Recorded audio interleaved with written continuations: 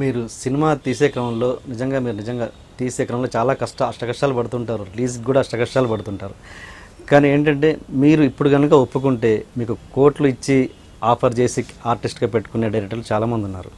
అవన్నీ పక్కన పెట్టేసి మీ పందాలు మీ సిద్ధాంతాలను వదులుకోకుండా మీరు ట్రావెల్ అవుతున్నారు. అంటే ఇవన్నీ ఇంత కష్టాలు పడే బదులు ఒక క్యారెక్టర్ని ఒప్పుకొని దాన్ని కొంత సంపాదించుకొని మీ సినిమాలు మంచిగా ఇంకా మంచి క్వాలిటీతో తీసుకోవచ్చు కదా. మీ సిద్ధాంతాలు మార్చుకోమని నేను అనట్లేదు, ఆ డబ్బు వెనకేసుకొని మంచి సినిమాలు చేయొచ్చు, ఇంకా మంచి క్వాలిటీతో చేయొచ్చు కదా. ఇప్పుడు మీకులాగే నా శ్రేయోగులు చాలామంది అంటున్నారు నరసింహ గారు, మీకులాగే చాలామంది అంటున్నారండి. అయితే మీరందరూ కూడా మిస్ అవుతున్నారు నన్ను. నేనేం అష్టకష్టాల పట్ల. ఓకే, ఫస్ట్ ఆఫ్ ఆల్ నేను చాలా ఆనందపడుతూ నేను చేస్తున్నాను. చాలా ఆనందంగా తృప్తిగా నా సినిమాలు తీస్తున్నాను. చాలా ఆనందంగా తృప్తిగా అనేక మంది మిత్రులు సహాయ సహకారాలతో ఆ జనం దేవర సినిమాలు రిలీజ్ చేస్తున్నాను. ఇప్పుడు మీరు ఏదన్నా పని చేస్తున్నాడు ముందు మీకు తృప్తి కావాలి. ఓకే, మీకు ముందు నేను చేస్తున్న పని నాకు నచ్చింది అనే ఐచ్ఛగా కావాలి, ఇష్టత కావాలి. అది కష్టం నష్టం అనుకుంటే అది యాప్ట్ కాదండి, అందులో ఆనందం ఉంది సార్. అలా నేను చేస్తున్న పని. ఇప్పుడు బ్రదర్, నేను 30 ఏళ్ళ బట్టి సినిమాలు తీస్తున్నా. అర్ధరాసంతం నుండి ఇప్పుడు దండకారణ్యం దాకా ఒక 20 ఏళ్ళు నా సినిమాలు మామూలు విజయాలు కదండి. అవును, అర్ధరాసంతం సంవత్సరం వాడింది సార్, అది ఎర్రసేను సంవత్సరం వాడిందండి. శ్యామలదండు జుబులి, దండోర, ఊరు మనదర, అడవ డ్యూటీలు, చీకటి సూర్లు, దళం, చాలా సినిమాలు 100 డేస్లు అండి. సో ఇలాంటి దశలో అప్పుడు మీరు చెప్పే ఈ కష్టాలు అంటే సెన్స్ అర్థమైంది నాకు, ఫైనాన్షియల్ కష్టాలు మీరు చెప్పేది కదండి. అంతే సార్. అందుకని గురించి 20 ఇయర్స్ నిజంగా నా సినిమాలు ఉధృతంగా ఆడి, బళ్ళు, ట్రాక్టర్లు, లారీలు తిరణాలండి, మామూలుగా సార్. ఆ దశలో అనేక మంది నా రూట్కి వచ్చారు సినిమా ఇండస్ట్రీలో. అంటే ఈ రకమైన ప్లాట్ చిత్రాలు అనేక మంది పెద్దలు, అనేక మంది. అది విప్లవం ఉన్న సొత్తు కాదండి. అది నాతో స్టార్ట్ అవ్వలేదు, నాతో ఫినిష్ కాదు. ఎవరైనా తీస్తారు. వీడు బాజుడు నేను కూడా కాదు, ఆజుడు నేను కూడా కాదు. గోడవల్లి రామబ్రహ్మం గారు కానించి ఇప్పటిదాకా ఎందరో మహానుభావులు సామాజిక వృత్తాలతో సినిమాలు తీస్తూ అమోఘంగా రోల్ ప్లే చేస్తున్నారండి. గోడవల్లి రామబ్రహ్మం గారా, బిఎన్ రెడ్డి గారా, కేవీ రెడ్డి గారా, వైవీరావు గారా, నాగయ్య గారా, ఆది సుబ్బారావు గారా, అలాగే వి మసూనరావు గారా, కె విశ్వనాథ్ గారా, మా గురు దాసనాడారా, బాపు గారా, మదల రంగారావు గారా, బి నరసింహరావు గారా, టి కృష్ణ గారా, దవడ సత్యం గారా, అయినండి ఉమామహేశ్వరరావు గారా, ఎన్ శంకర్ గారా, ఇప్పుడు శేఖర్ కమ్ములు గారా, తేజ గారా, ఎందరో ఇప్పుడు మన వచ్చిన 6 డైరెక్టర్ గారు, ఆయన పేరు ఏం పేరండి, చంద్రసిద్ధార్థ్ గారా. మళ్ళీ ఇంకొక ఆయనకు చాలా గొప్ప సినిమా చేశారండి ఈ మధ్యకాలంలో, కేఎస్ రామారావు ప్రొఫెషన్ అది, క్రాంతి మాధవ్ గారా, అలా కృషి గారా, కంచి ఎంత గొప్ప సినిమా అండి. అలాగే ఎందరో మహానుభావులు తెస్తున్నారండి, అందులో నేను ఒకరిని.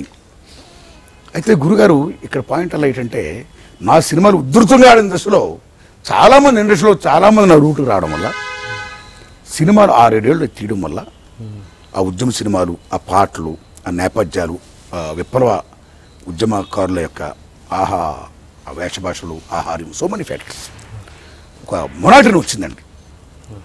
మొనాటిని అంటే మీకు తెలుసు, ఒకటి అప్లై క్రమక్షీణోపాంతర ప్రయత్నంతో అప్లై చేయాలి మీరు.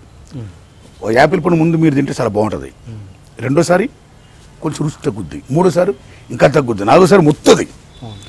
అలా దశ వచ్చేస్తుందండి ఇలాంటి సినిమాలు జనం చూడడానికి. కానీ యాపిలే మళ్ళా మీరు బ్రహ్మాండం తింటారు, కానీ గొప్పగా తినడానికి మళ్ళీ కొంత టైం కావాలి. అలా నా సినిమాలు బీభత్సంగా 20 ఏళ్ళు చాలా బాగా ఆడిన తర్వాత అనేక సినిమాలు రావడం వల్ల మొనాటిని వచ్చి చాలామంది మానేశారండి. నేను రకంగా సముద్రం ఎత్తున్నానండి. మీరు ఇందాక నష్ట కష్టాల, ఇంకోట మరో కష్టాల ఏమని అనుకోండి, అయినా ఆనందంగా పడుతున్నా. బ్రహ్మాండంగా జనం దయ వల్ల, ప్రేక్షక దేవుడి దయ వల్ల, నా స్నేహితుల సహాయ సహకారం వల్ల, నా శ్రేయోగుల సహాయ సహకారం వల్ల నేను బ్రహ్మాండ సినిమాలు తీస్తూ రిలీజ్ చేస్తూ వస్తున్నానండి. Okay brother. కాబట్టి ఆ మొనాటిని బ్రేక్ చేసి మనం కన్నా ఇప్పుడున్న యూత్ టెండెన్సీకి, ఎందుకంటే మీకు పాశ్చాత్య కల్చర్ ఇన్ఫ్లుయెన్స్ అది ఎక్కువైపోయింది. ఇప్పుడు టెండెన్సీ బాగా మారిపోయింది, వెస్ట్రన్ ఇన్ఫ్లుయెన్స్ బాగా పడిపోయిందండి. ఆ టీవీలు, అనేక మాధ్యమాలు బీభత్సంగా వచ్చేసాయి. కంటికి రకరకాల సీనియర్స్ కనపడుతున్నాయి ఈవేళ. ఆ దశలో వాళ్ళని మెప్పించాలంటే చాలా కష్టంతో కూడుకున్న పని. కాబట్టి ఇప్పుడు జనరేషన్ కూడా మేము దగ్గర అవ్వాలండి.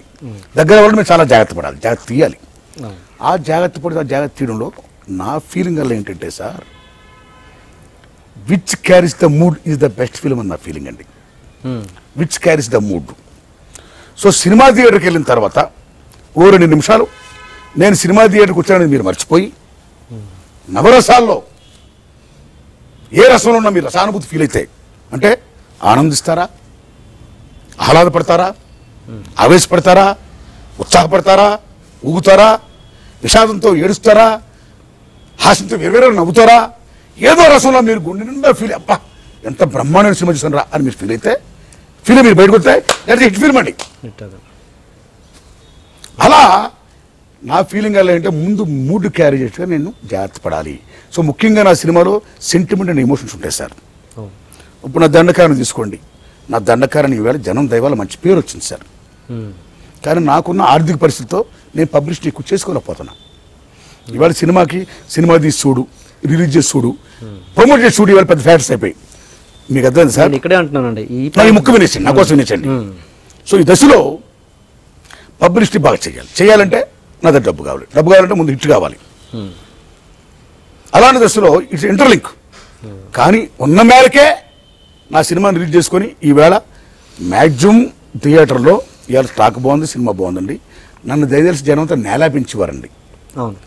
ఆ నేలా పెంచేవారు ఇంతకుముందు జీవన శైలి ఏమవుతుందో భారతదేశంలో పేదవాళ్ళు మధ్యతరగతి వాళ్ళు ఎక్కువ కాబట్టి అంటే దాన్ని ఏమంటారు కాస్ట్ ఆఫ్ లివింగ్ అంటే చూడండి సార్.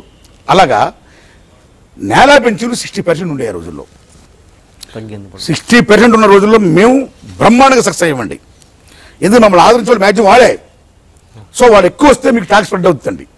స్ప్రెడ్ అయిన తర్వాత మౌత్లో స్ప్రెడ్ అవుతుంది. ఏ పబ్లిసిటీ అసలు ఆ మౌత్లోకి పెద్ద పబ్లిసిటీ అక్కడి మా సినిమాకి వచ్చేవాళ్ళు అందరూ అలా పెరుగుతారు, అందరూ వస్తారని పెద్ద ఇట్లా ఏ రోజులు ఉన్నాయి. ఇవాళ నేలా పెంచి తగ్గించారు సార్ బాగా. 3 లైన్లు గురారు. కరెక్ట్. అక్కడ మాకు దెబ్బ ఫేస్ కష్టాలు స్టార్ట్ అయ్యి అంత తప్పితే మేము ఫెయిల్యూర్ కాదు. అక్కడ 3 లైన్లు చేయడం వల్ల వచ్చిన 3 లైన్లకి వస్తున్నారు, హౌస్ఫుల్ అవుతున్నారు. ఇప్పుడు నా దండకాయన సినిమా కూడా బ్లాక్లో అమ్మారండి దేవి థియేటర్ నేలా పెంచి. మళ్ళీ వాళ్ళు 100 రూపాయలకి వెళ్ళిపోతారు, బ్యాక్ వెళ్ళిపోతున్నారు. కాబట్టి నేలా పెంచి కన్నా ఈ 60% పూర్వలా ఉండుంటే ఈవేళ నా సినిమాలు బీభత్సమైన మళ్ళీ సక్సెస్ కమర్షియల్గా. మరి ఆ విషయంలో మీరు ఏమైనా ఫైట్ చేస్తున్నారు? ఫైటింగ్ ఏముంది, గవర్నమెంట్ ముందు విజ్ఞప్తి చేసాం, ప్రొడ్యూసర్ కౌన్సిల్కి ఫిల్మ్ ఛాంబర్ విజ్ఞప్తి చేసాం. Going on. మాలో చాలా మందిలో యూనిట్ లేదు, మేము సక్సెస్ కాలేకపోతున్నాం. ఇప్పటికైనా వాస్తవ పరిస్థితి తీసుకొని గవర్నమెంట్ ప్రజాశ్రేయస్ దృష్ట్యా పూర్వం పెట్టిన గొప్ప విధానం ఏమవుతుందో స్టాండ్ ఆఫ్ లివింగ్ అంటే స్టాండ్ ఆఫ్ లివింగ్ అనేది కొలమానం. దాంతో 60% పెట్టింది.